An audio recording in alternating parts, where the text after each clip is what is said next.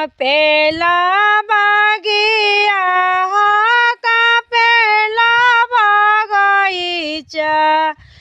कापेला नगर के लोग कापेला बारी कापेला बगैचा कापेला नगर के लोग कापेले भैया कापेला भतीजवा न कापेला सगा परिवार कापेला सगा परिवार धोती पहिरी कापेले पापा अपन पापा कैसे के करी धिया दान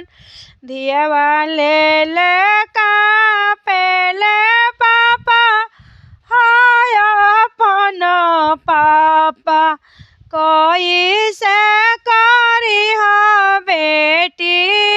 दान बहनी ले ले कापेले भैया अपन भैया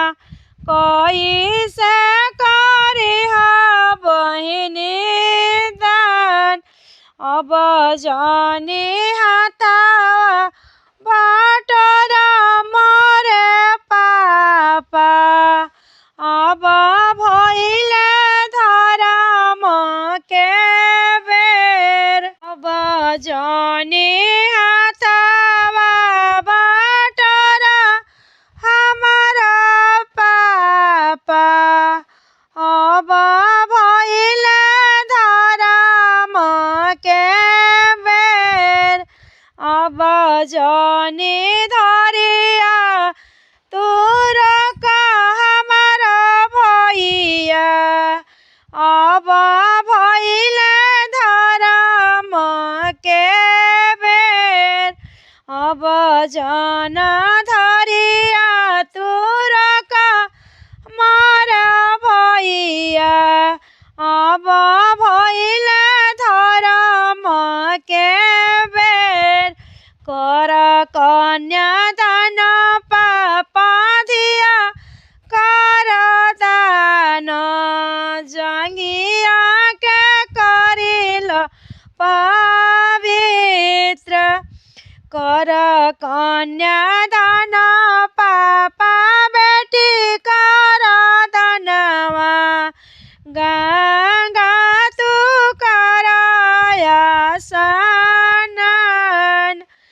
गंगा तू कैलाया स्नान घरवा में बेटी रहली बड़े रही बजायब तू भइल सुचित अब तू भइल सुचित बोलिया तए बेटी तू भले बोले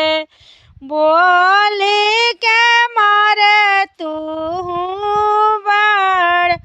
मरलू करे जावा में बाण आपन धर्म बेटी हम निभाइला दुनिया के रीत रखली मान दुनिया के रीत के मान तोहर जिंदगी बेटी हम सावरली कई देली अखिया के दान कई देहली दिलावा के दान